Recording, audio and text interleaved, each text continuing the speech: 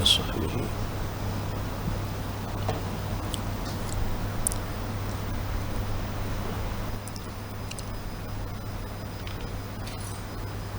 نحمده ونصلي ونسلم على رسوله الكريم وعلى آله الطيبين أما بعد فأعوذ بالله من الشيطان الرجيم بسم الله الرحمن الرحيم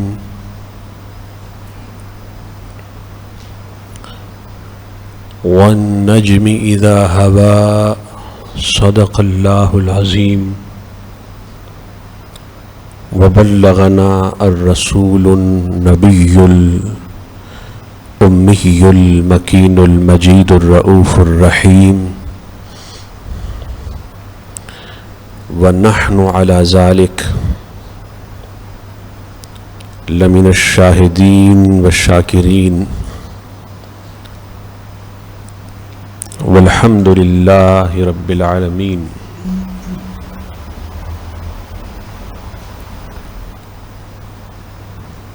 حمد و ثنا کے بعد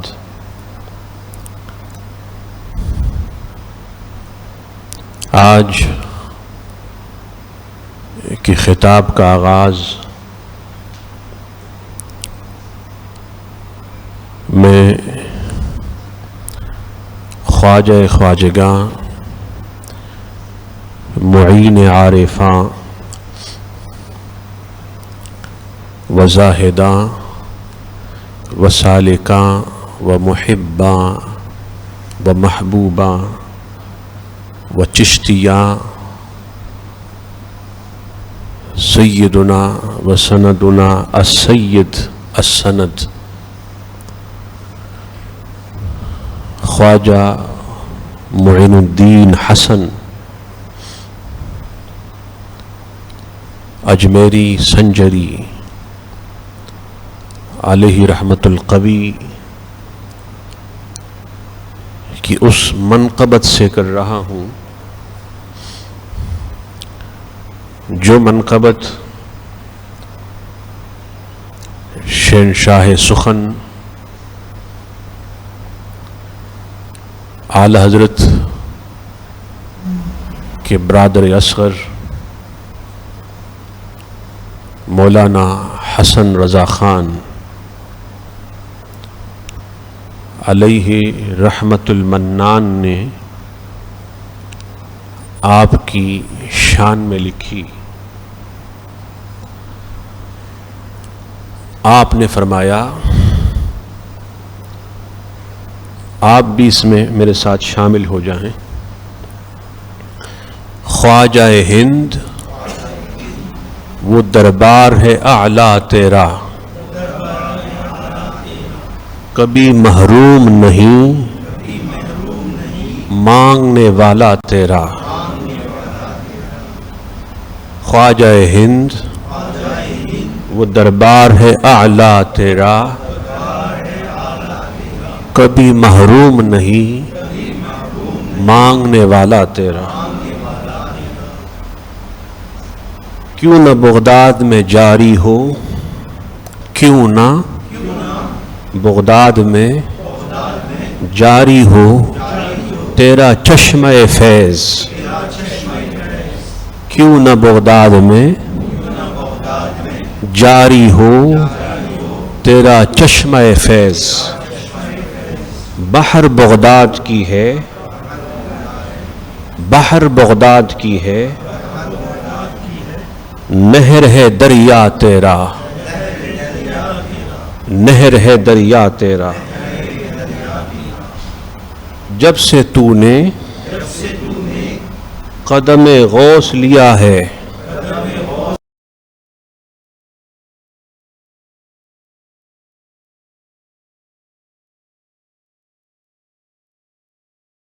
پر اولیاء سر پر اولیاء سر پہ قدم لیتے رہے شاہ تیرا، اولیاء سر پہ قدم لیتے رہے شاہ تیرا، پھر مجھے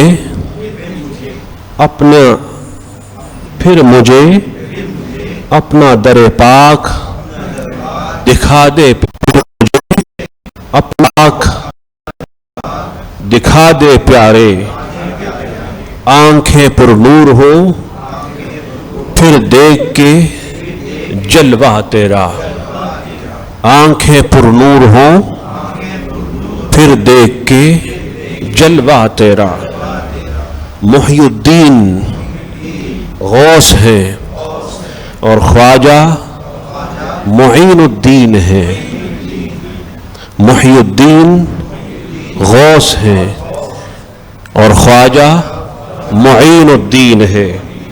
اے حسن کیوں نہ ہو محفوظ عقیدہ تیرا، اے حسن کیوں نہ ہو محفوظ عقیدہ تیرا۔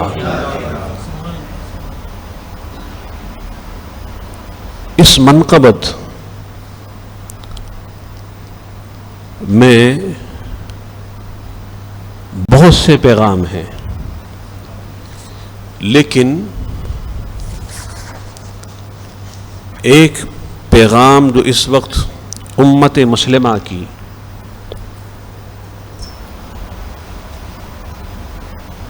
اشد ضرورت ہے، وہ آپ کو میں بتا دیتا ہوں۔ وہ ہے حفاظت عقیدہ، پروٹیکشن آف کریکٹ بلیف، صحیح عقیدے کی حفاظت۔ خواجہ خواجگاں نور اللہ مرقدہ کی زندگی کے روز اول سے لے کر آپ کے وصال تک آپ کا مشن رہا لوگوں کے عقیدے کی، صحیح عقیدے کی حفاظت۔ اس لیے آج بھی ظاہراً اور باطناً آپ کے دامن سے وہی وابستہ ہیں جو صحیح العقیدہ ہیں۔ آج بھی آپ کا عرس، آپ کے ایام، آپ کی یاد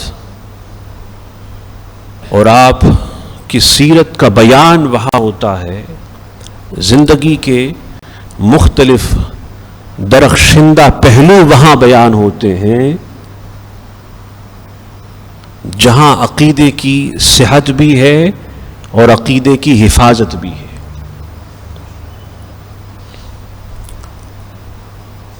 آپ کو معلوم ہے کہ آپ اپنے والد گرامی کی جانب سے حسنی ہیں اور والدہ ماجدہ کی جانب سے حسینی ہے۔ صدیوں بعد ولادت ہوئی، لیکن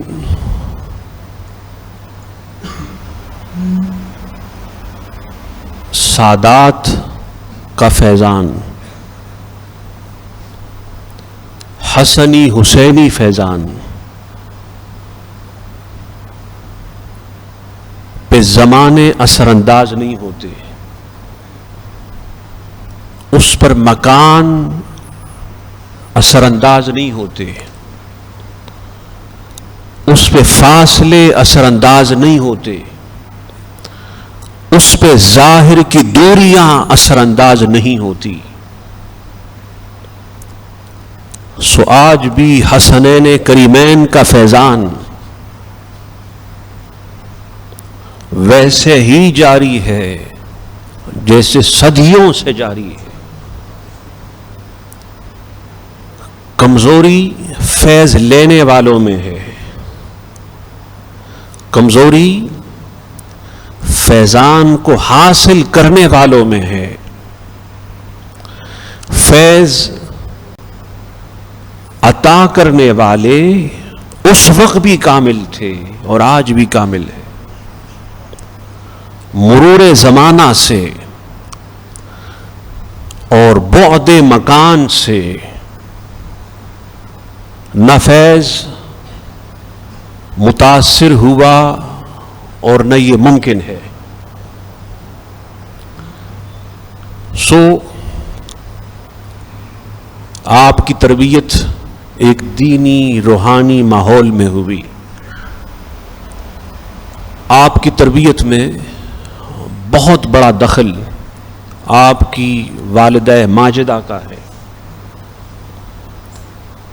یہ جو خواجہ خواجگاں کے کردار میں آپ حسینی رنگ دیکھتے ہیں، یہ آپ کی ماں کی تربیت ہے. سرزمین ہند پر جس وقت آپ تبلیغ کے لیے رونق افروز ہوئے تو اس وقت جہاں آپ کو حسنی رنگ کی ضرورت تھی، وہاں حسینی رنگ اور حسینی صفت بھی آپ کی ضرورت تھی. سو آپ کی ماں کی زندگی میں اور تربیت خواجہ خواجگاں میں اور تعلیم خواجہ خواجگاں میں آج کی ماؤں کے لیے، آج کی بیٹیوں کے لیے، بچیوں کے لیے، بہنوں کے لیے مصطفی پھول ہیں. ان کی حیا، ان کا پردہ، ان کی شریعت و سنت کی پابندی، ان کا قرآن سے، اللہ سے، رسول اللہ سے، اولیاء سے لگاؤ، ان سب میں وہ آج کل کی خواتین کے لیے رول ماڈل ہے. اور بدھ کے دن مدینہ منورہ میں قطب مدینہ ضیاء الملت والدین، مرید اور خلیفہ خاص اعلی حضرت امام اہل سنت علامہ ضیاء الدین احمد القادری الرضوی نور اللہ مرقدہ کی شہزادی اور صاحبزادی، جن کا 95 ایئرز میں وصال ہوا. وہ اپنے وقت کی زاہدہ، اپنی وقت کی عابدہ، عارفہ اور سرزمین مدینہ منورہ میں خواجہ خواجگاں کی ماں کے صفات کی مظہر اور خواجہ خواجگاں نور اللہ مرقدہ کی والدہ ماجدہ سے اعلی حضرت نور اللہ مرقدہ کے وسیلے سے فیض پانے والی، جن سے قطب مدینہ کو بہت پیار تھا، بہت لگاؤ تھا، وہ زمانے کی ولیہ، وہ زمانے کی عابدہ، ان کی حیا، ان کا پردہ، ان کی شریعت و سنت کی پابندی، ان کا گھر کی چار دیواری میں حیا اور عزت سے زندگی گزارنا، یہ سب آج کی امت مسلمہ کہ ماؤں بہنوں کے لیے، بیٹیوں اور بچیوں کے لیے قابل تقلید نہیں بلکہ واجب التقلید نمونہ ہے. ان کے لیے بھی انشاءاللہ نماز کے بعد ایصال ثواب کے لیے پھر سے دعا ہوگی. ظاہر ہے کہ ایسے ہستیوں کے لیے دعا یہ اپنے آپ پر فیض کا دروازہ کھولنا ہے، یہ اپنے آپ کی نجات کی اور اپنے آپ کی دوزخ سے آزادی کی صورت ہے. تو میں بتا یہ رہا تھا کہ خواجہ خواجگاں نور اللہ مرقدہ کی شخصیت میں، ان کے کمال میں اور پھر ان کے جمال میں جہاں بہت سارے لوگوں کی کاوشیں ہیں وہاں آپ کی ماں کی کاوشیں بھی ہیں.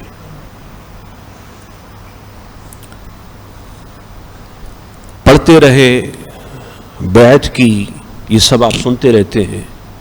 بغداد جانا ہوا، حضور غوث اعظم نور اللہ مرقدہ سے روحانی فیض لیا. اس کے بعد مدینہ منورہ بارہا حاضر ہوئے، حج کے لیے حاضر ہوئے. ان کی سیرت کے مختلف گوشے اور مختلف پہلو آپ پڑھتے بھی ہیں اور سنتے بھی ہیں. ان کی زندگی میں جہاں رسول اللہ صلی اللہ علیہ وسلم کی اور بہت ساری صفات اور تعلیمات نمایاں ہے، تو وہاں صفت شکر اور صفت ذکر بھی آپ کی زندگی میں نمایاں ہے. آپ کی زندگی ہو بہو شریعت مصطفیٰ اور سنت مصطفیٰ کے سانچے میں ڈھلی ہوئی زندگی ہے. جلوت ہو یا خلوت ہو، صبح ہو یا شام ہو، حلقہ مریداں ہو یا پھر حلقہ یاراں ہو، یا پھر حلقہ صادقاں ہو یا سالکاں ہو، یا پھر رات کی خلوتیں ہوں، آپ پر ہر سو سنت اور شریعت کے انوار کی برسات ہوتی. اللہ پاک نے فرمایا فَاذْكُرُونِي أَذْكُرُكُمْ وَاشْكُرُوا وَلَا تَكْفُرُونَ. O believers, O people, remember me, I will remember you, and be grateful to me and never be ungrateful. اللہ نے فرمایا کہ مجھے یاد کرو میں تمہیں یاد کروں گا. اور پھر جس کو اللہ یاد کرتا ہے پھر اس کو زمانہ یاد کرتا ہے. مخلوق میں آپ کا تذکرہ، آپ کا ذکر، آپ کے چرچے کا عام ہونا، صبح و شام ہر سو آپ کی یاد کا منایا جانا دلیل ہے اس بات کی کہ ان کا ذکر اور تذکرہ فقط مقام میں نہیں، فقط زمان میں نہیں، فقط مکانیات اور زمانیات میں نہیں، فقط مادہ اور مادیات تک محدود نہیں. ان کا تذکرہ انشاءاللہ باذن اللہ لا مقام میں بھی ہے، لا زمان میں بھی ہے. وہاں بھی ہے جہاں زمانے کی حدود ختم ہو جاتی ہے، جہاں زمانیات کی حدود ختم ہو جاتی ہے، جہاں مکان اور مکانیات کی حدود ختم ہو جاتی ہے. جو مقام آپ کے وہم و گمان سے بھی ماورا ہے، آپ کے ادراک و شعور سے بھی ماورا ہے. اور ہم آپ کا تذکرہ کیوں نہ کریں، آپ ان کا تذکرہ کیوں نہ کریں. حدیث پاک میں حضور نے فرمایا، اس سے پہلے میں ڈیٹیل سے بتا چکا کہ من لا یشکر الناس لا یشکر اللہ. Who is not grateful to the people, he is not grateful to Allah Almighty. جو لوگوں کا شاکر نہیں ہے وہ اللہ کا شاکر نہیں ہے.